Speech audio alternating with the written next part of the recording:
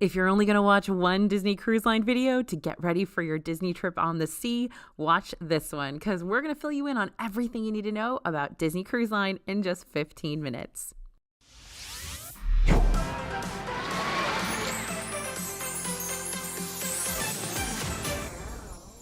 Hey everybody, it's AJ for Disney Food Blog. So if you're ready to take a Disney vacation away from the parks, then it's time to learn everything you need to know about Disney cruises, which I love. I am definitely in my cruise era right now. But that's a lot of information to retain, right? Which is why we've boiled down all that info for you to give you the most important stuff today, all in one short sitting.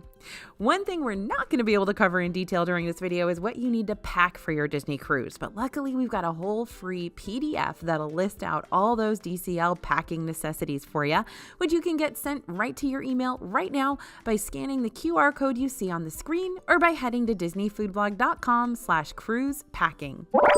All right, let's get started. There are currently 5 Disney cruise ships. When you book a Disney cruise, you'll have 5 different world-class ships to choose from. The Disney Magic, the Wonder, the Dream, the Fantasy, and the newest ship in the fleet, the Disney Wish. Despite each of these ships being part of the Disney Cruise Line family, each ship offers different restaurants and activities, shows, and extras, so you'll want to make sure you check out our Ranking Every Disney Cruise Ship video to see the specifics for each ship. Now, next year, the fleet will be joined by another new ship, the Disney Treasure, which will be themed around Walt Disney's lifelong love of adventure, while drawing influences from Asia and Africa, even Aladdin's Agrabah. And in 2025, another new ship will join the Disney Cruise Line crew, but we don't have a whole lot of details about that one just yet. We'll make sure to keep you updated as soon as we learn more about it. Okay, second thing to know, prices do vary, and that depends on several things. Much like a Disney vacation to the parks where hotel and ticket prices vary depending on lots of factors, your prices for a Disney cruise will also change up. The price you'll pay for a stay aboard any of the ships will depend on the following. First, what ship you choose. Again, different ships have different offerings.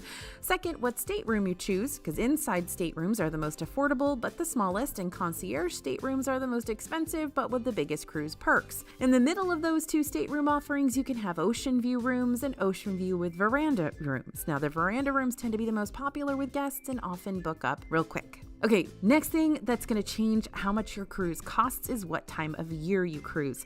The summer season and around the holidays tend to be the most expensive times to book a Disney cruise, while the early fall and early winter tend to be around the cheapest. Just keep in mind that when you book a cruise for the end of August or September for fewer crowds and lower prices, that time of year does fall during hurricane season. So if you are cruising in the Caribbean or in the Gulf of Mexico, that might be a good time to invest in travel insurance. And while January and February see way fewer crowds too, temperatures are also much cooler. So if you're traveling somewhere tropical to spend a day on the beach, you may still have a better time booking during the early to late summer for higher temps and better swimming weather. And how long your trip lasts will also change up your cost. Cruises can be as short as a 2-night stay, but they can also be as long as 11 to 15 nights depending on where you're traveling. And speaking of travel destinations, there are several locations you could potentially go. The Disney Cruise Line covers a lot of ground to several overseas locations. Some port destinations that your megaship might travel to include the following that you can see on the screen right now. And exclusive to the Disney Cruise Line, lots of Disney cruises also tend to make a stop at Castaway Cay, which is Disney's private island in the Bahamas.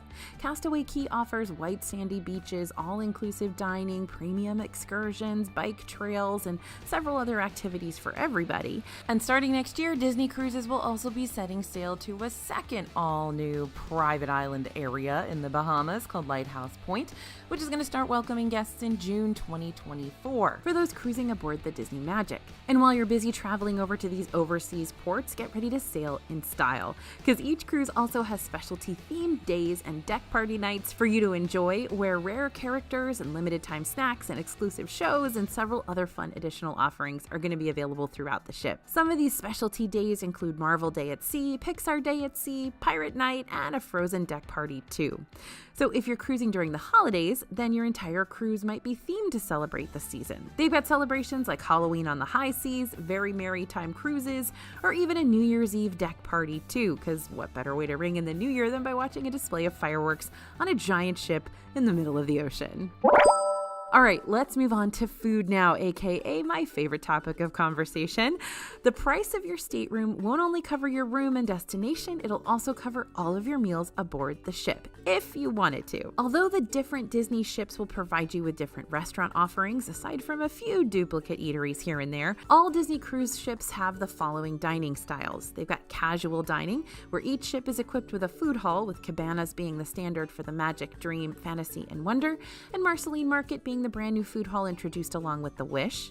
And these food halls work a lot like a really expansive buffet with tons of food offerings for all different types of palates. There are also food court-like quick services located on the pool deck for each ship too, with all you care to enjoy options like hot dogs, hamburgers, pizzas, and the cruise line standard unlimited soft serve ice cream. You've also got rotational dining. Every cruise ship has 3 different heavily themed restaurants, and these are the ones you rotate through dining at each night during your time on board. Your servers even move from restaurant to restaurant along with you, so you'll all be real good buddies by the end of your time together. When you're booking your cruise, you'll get to choose your preferred dining type, either at 5:45 p.m. or 8 or 8:15 p.m. depending on the ship. It kind of changes depending on the ship. However, for sailings out of Europe, the main seating begins at 6 p.m. and the second begins at 8:30 p.m. Sometimes the preferred dining time you choose won't always be available, and you'll be given the second dining time instead. If this happens, you can ask to be put on a wait list for the other dining time once you board the ship, or before you board the ship. You can actually also call Disney Cruise Line and ask to be put on a wait list before you even get on. Usually, I've really never had trouble not getting moved to the dining time that I prefer, but never say never. And guest services on the ship can also help you change up your dining rotations too. So if you'd prefer to have a certain rotational dining experience at the beginning of your cruise rather than later on, you can request the order be changed once you step foot on the ship. Just make sure to get that done really quickly before the ship leaves port. You definitely want to kind of have that wrapped up and sorted out before dinner starts. Now let's talk specialty dining. Along with the all-inclusive dining, Disney Cruises also offer premium dining experiences that are not included with the price of your stateroom. If you want to dine at one of these adults-only fancy restaurants, you'll need to make reservations ahead of your cruise. Sometimes there are also last-minute openings for these. Just go up to the premium restaurant's host stand before the ship leaves and ask to be put on a first-come, first-served wait list. While these last-minute openings aren't always guaranteed, they might be worth trying for if you decide on the day of boarding that you actually do want to eat a swanky meal while you're at sea. But remember, those are only for adults. Now, lounges and bars. There are themed lounges and bars, and they're not really full-on restaurants or anything, but they do offer a fun atmosphere, tons of adult beverages, and a variety of bar snacks, although there are a couple places on the Wish that have full-on menus, but you will have to pay extra if you decide to eat there. And then let's talk about my favorite, the in-room dining.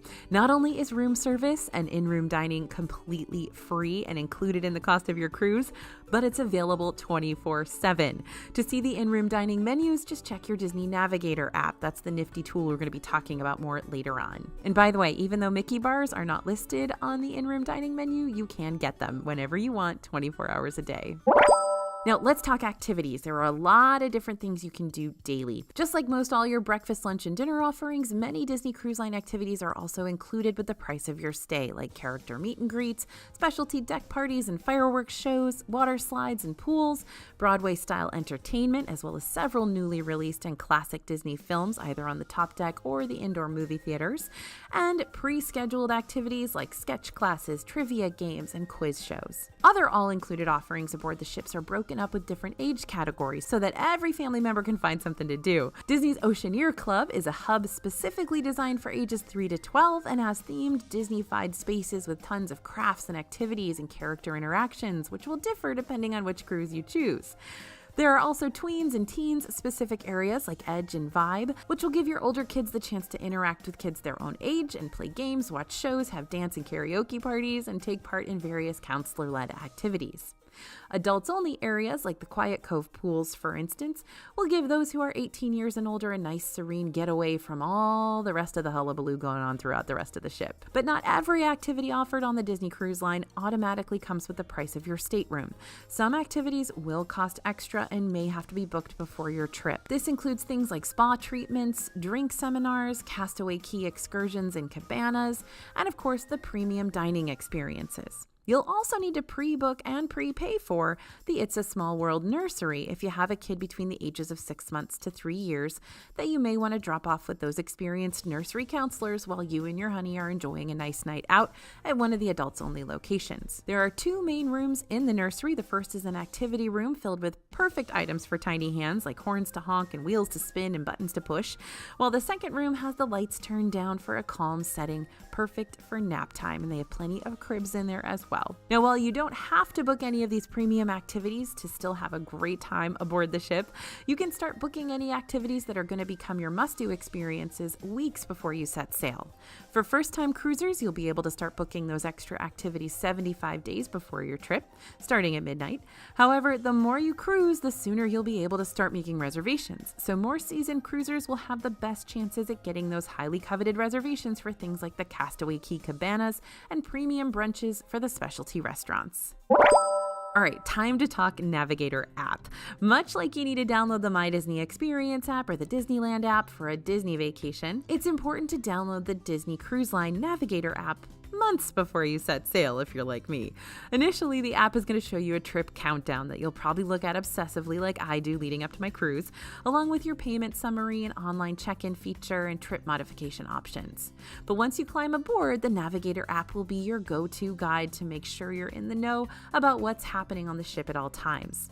The app will be able to tell you things like where character meet and greets are happening, when deck parties are kicking off, what your itinerary for the day looks like, the menus for the restaurants, and the app also has an onboard chat feature so you can easily message the other people in your cruising group and keep tabs on where everybody is. And we want to make sure you know about cancellation policies. While you probably don't want to think about canceling your cruise, and hopefully you won't have to, it's always good to know what to expect just in case something comes up. Cruise cancellation policies differ depending on how many nights your cruise lasts, as well as if you've booked a concierge level room or not. For cruises that take place up to 5 nights, you can cancel 89 to 45 days out and only be charged that initial deposit fee. Meanwhile, if your cruise is 6 nights or more, you'll need to cancel 119 to 56 days out in order to only pay for the initial deposit. And then there's the concierge level rooms and suites across all sailings, which require you to cancel 90 days or earlier to only charge you that initial deposit fee. Standard staterooms can give a partial refund for your cruise until you're 14 days away from sailing. After that, you'll still have to pay for the entire cruise, whether you go on it or not. And for concierge and suite level rooms, you'll need to cancel your cruise before the 29 days out marker. Otherwise, you'll be charged 100% of the vacation price. Again, if you'd rather be on the safe side of things, you can always invest in travel insurance to help completely refund your trip in case anything were to happen that keeps you from taking it. Disney even has its own Disney Cruise Line vacation protection plan that you may want to look into that can help cover your hide in case of a trip cancellation or delay or medical emergency or lost baggage. Now, my advice, discuss your options by reaching out to professional travel agents like Small World Vacations. These are folks we've been working with for a long time. Small World services are 100% free. They can help you book your Disney cruise as well as arrange special accommodations that you might need aboard the ship. They can find you great cruise line deals that you might have overlooked yourself, and of course discuss your travel insurance options with you so you feel confident in whatever decision you make. I'll go ahead and link Small World Vacations information down below just in case you want to ask them for a free quote.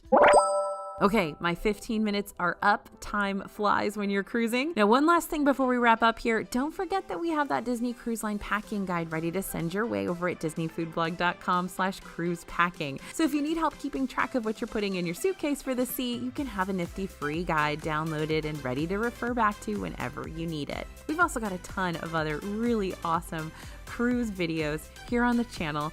Go check them out. Like I said, I'm in my cruise era and I absolutely adore doing all of these videos for you. Thanks for listening, everyone, and thanks for watching. I hope this one was helpful, and if you're thinking about a cruise, do it. It's gonna be the greatest. As always, this is AJ for Disney Food Blog, and we'll see you real soon.